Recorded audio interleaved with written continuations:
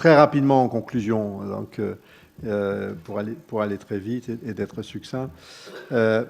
Réglementairement, il faut. On a les outils.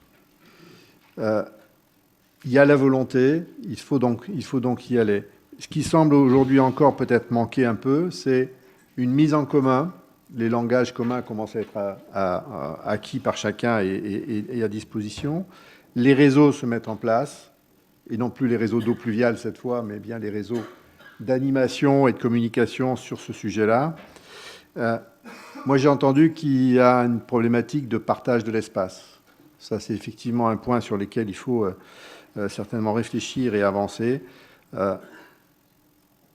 En économie, aucun acteur économique ne pense investir sur quelque chose qu'on utilise une fois tous les ans, tous les 10 ans, ou encore moins tous les 100 ans. Pourquoi on va construire des ouvrages plus ou moins importants, techniques, sophistiqués, qu'on va utiliser une fois tous les ans, ou tous les 10 ans, ou tous les 20 ans, ou tous les 100 ans? On a là, je crois, quelque chose à réfléchir sur lequel on n'est pas assez riche pour investir dans des ouvrages qu'on va utiliser extrêmement peu souvent.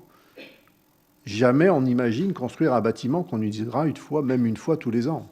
Voilà. Et donc, il y a là vraiment matière à réfléchir dans l'utilisation de l'argent public-privé, parce que finalement, l'argent public, c'est jamais que celui du privé. Il faut quand même le rappeler, n'est-ce pas, hein?